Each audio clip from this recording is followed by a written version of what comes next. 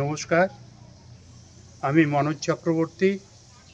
মানুষের সাথে মানুষের পাশে চ্যানেল থেকে আপনাদের কাছে আজকের যে ঘোষিত ফলাফল নির্বাচনের, উপনির্বাচনের, সেই সম্পর্কে সংক্ষিপ্তভাবে কয়েকটা কথা বলতে এসেছি।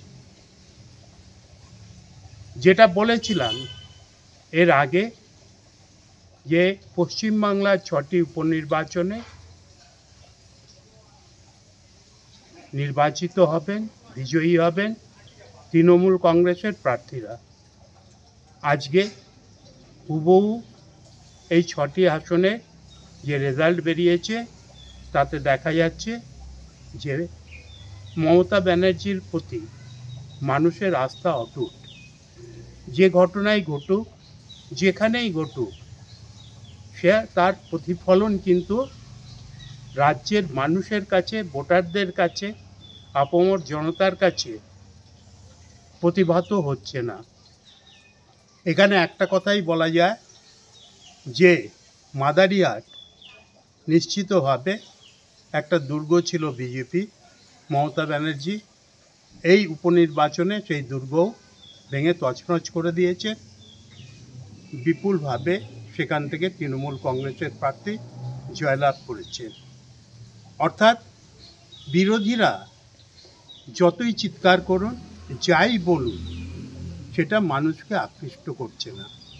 না করার কারণ সবচাইতে বেশি যেটা আমার কাছে মনে হয়েছে সেটা হলো সেই রকম কোনো মুখ, যে মুখ মমতা ব্যানার্জিকে কাউন্টার করতে পারে, নিজেকে তুলে ধরতে পারে, পশ্চিমবাংলার রাজনীতিতে তার একান্ত অভাব হয়েছে।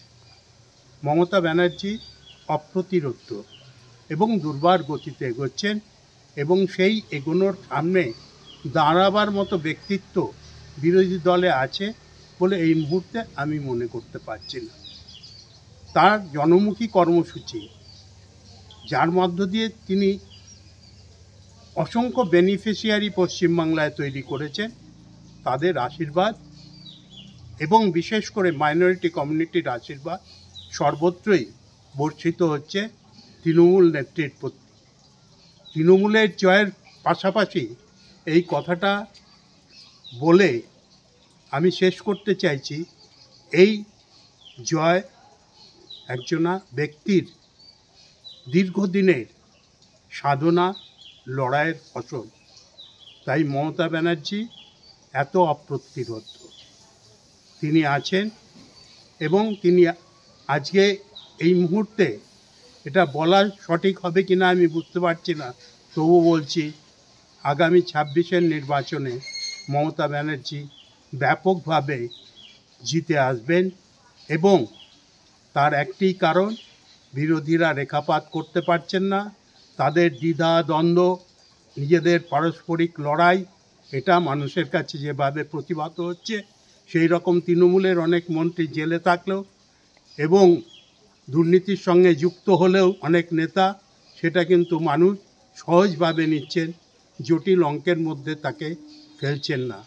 এখানেই মমতার কৃতিত্ব, এখানেই তৃণমূল কংগ্রেসের সাংগঠনিক যে প্রবাহ, তার একটা অবদান থাকছে। ধন্যবাদ। আর দুটো কথা বলতে চাই। সর্বভারতীয় প্রেক্ষাপটে আজকে মহারাষ্ট্রে বিজেপি ব্যাপকভাবে জয়লাভ করেছে। এটা বাস্তব সত্য যে মহারাষ্ট্রের রাজনীতি গুরুত্ব অপরিসীম।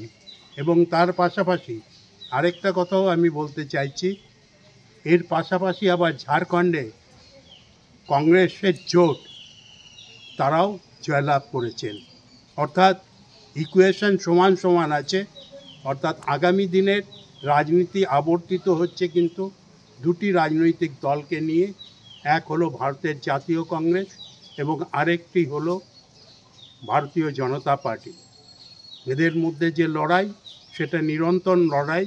সেই লড়াইয়ে কোন পক্ষ শক্তিশালী হবে সেগুলো কিন্তু নির্ভর করছে স্থানীয় দলগুলো, অর্থাৎ যে দলগুলো নিশ্চিতভাবে তৃণমূল কংগ্রেস, জেএমএম এবং অন্যান্য দলগুলো, আঞ্চলিক দলগুলো, তারা কোন দিকে সমর্থন জ্ঞাপন করবেন অনেকাংশে তার উপরে।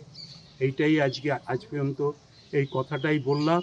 আরেকটা কথা বলা দরকার, ওয়ানারে বিপুল ভোটে এগিয়ে আছেন প্রিয়াঙ্কা গান্ধী।